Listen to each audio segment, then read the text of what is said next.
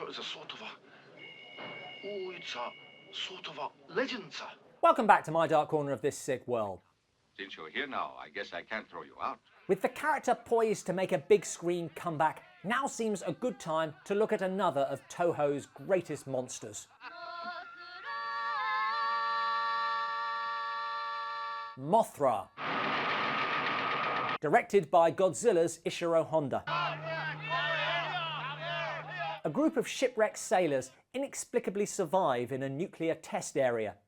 I think it was the juice that must have protected the juice.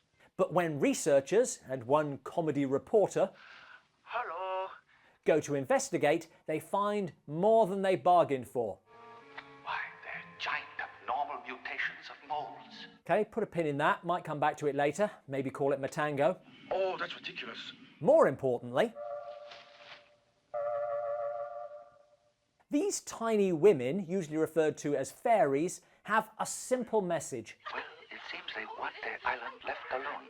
Stop bombing us! Oh, they don't want any tests. Take your atom bomb to another island, is that it? But of course, on expeditions like this, there's always one dickhead who's just out to make a quick buck. This angers the natives and...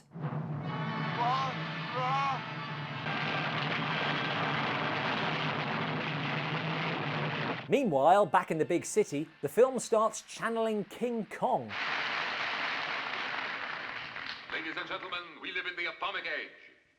Are miracles of nature things of the past? Do mysteries and wonders still exist, or are they obsolete? As the fairies are roped into a stage show.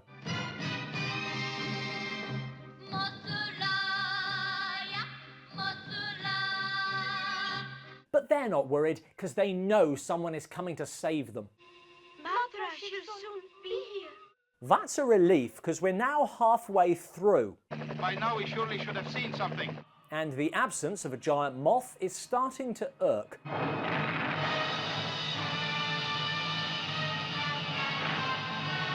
Still in the larval stages, I see.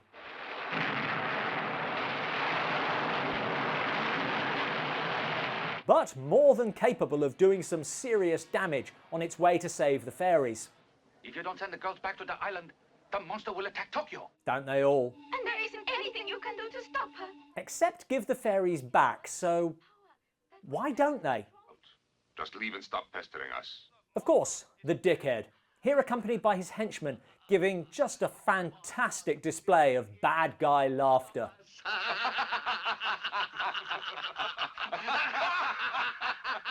There's also some politics going on, making the situation marginally more believable than similar ones in Gorgo and Gappa.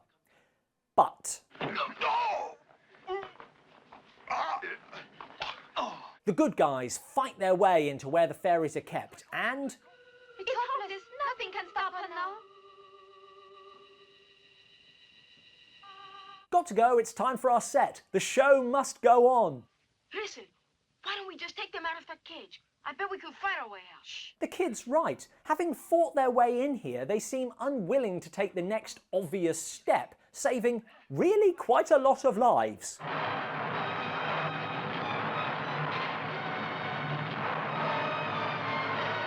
As the army battles Caterpillar Thra.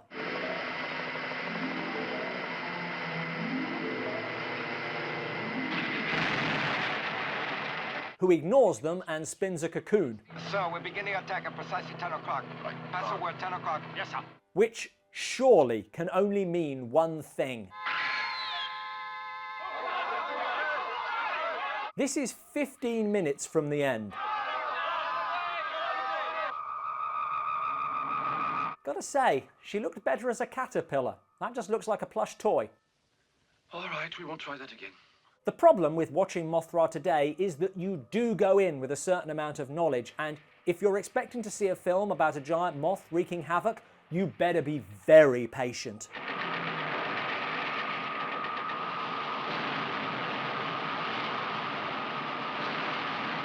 You certainly wouldn't call it a bad film, despite the Japanese-Scottish announcer.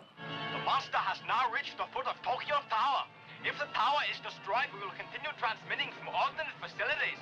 It's just not the film you might be expecting, which isn't the film's fault. So there's really no point to these accusations, is there? What is the film's fault is that alongside the comparative absence of kaiju action are some unengaging leads without any character development whatsoever.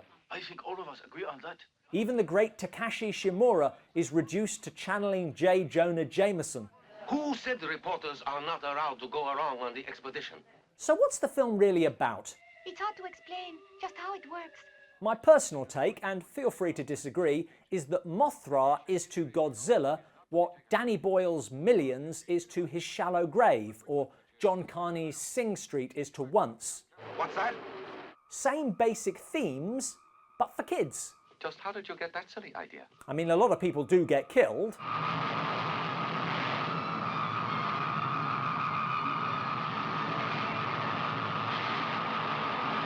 Very preventably.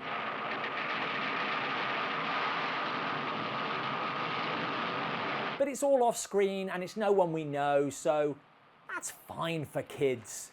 Sayonara! Thanks for watching. Click here to subscribe or over here to check out some of our other giant monster movies. What other films do we bring knowledge to that affects them either positively or negatively? Let us know in the comments below. Hurry. Come on, Dad. Come on.